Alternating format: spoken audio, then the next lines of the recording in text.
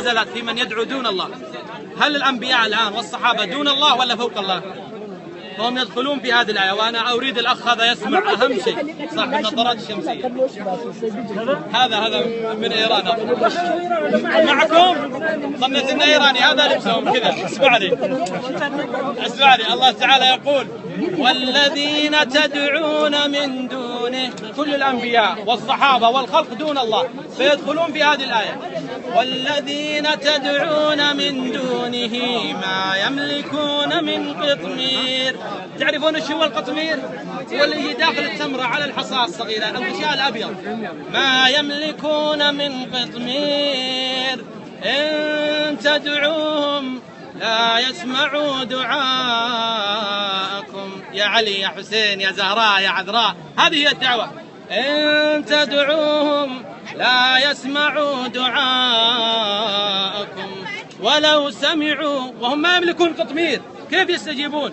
ولو سمعوا ما استجابوا لكم ويوم القيامة، يوم تلتقي الخصوم، يكفرون بشرككم. سمى الله من يدعو دون الله مشرك. يكفرون بشرككم ولا ينبئك مثل خبير. آيات صريحة تشرح القلوب. في سورة الفاتحة نقرأها في اليوم أكثر من مرة. إياك نعبد وإياك نستعين. لو قرأها شخص وهو يعلم بمن يعبد وبمن يستعين، والله لنزع الله منها الأسحار والعيوب ولرزقها الله من كل مكان. إذا ظلمه إنسان، ضرب شخص، أصابه مرض، إياك نستعين. إذا غيري يا الله يستعين بعيسى، يستعين بالعذراء، يستعين بعلي، بالحسين، بالبدوي، بالجيلاني، أنا بك أستعين. هل يتركك الله؟ إياك نعبد وإياك نستعين. وبعض الناس يقولون اذهب إلى قبر فلان أو فلان. لا، بل بعض الناس لما يقرأ هذه الآية يعاهد الله، إياك أداة حصر، إياك نعبد وإياك نستعين، ويخرج من بيته أو ينتهي من صلاته ويذهب إلى القبور. يا علي، يا بدوي، يا جيلاني، يا عيسى. نحن قوم، وأسانا رسول الله بحديث عليه الصلاة والسلام قال: بدأ الإسلام إيش؟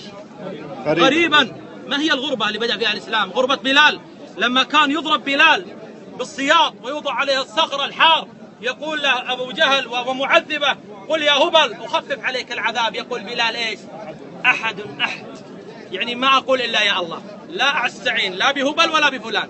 بدأ الإسلام غريبا وسيعود كما بدأ غريبا. الآن هذه الغربة يقولون للشخص: قل يا بشار وإلا قتلناك.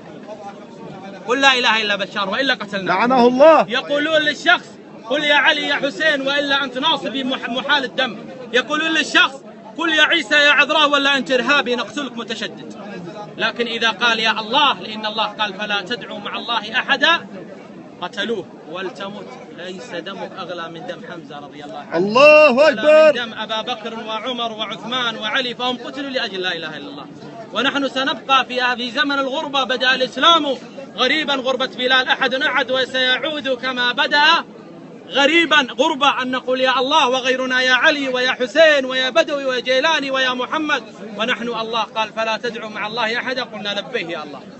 نحب علي رضي الله عنه وأرضاه، نحب الحسين رضي الله عنه، رضي الله عنهم، نحب عيسى عليه السلام، نحب العذراء، نحب هؤلاء. لكن الله قال: ادعوني أستجب لكم، وعدنا بالاستجابة، فنقول: كفيت يا الله، وستفي بوعدك يا الله، فأنت صادق الوعد، وعدت بالاستجابة. أسأل الله أن يجعلني وإياكم رفقاء نبينا في الجنة عليه الصلاة والسلام.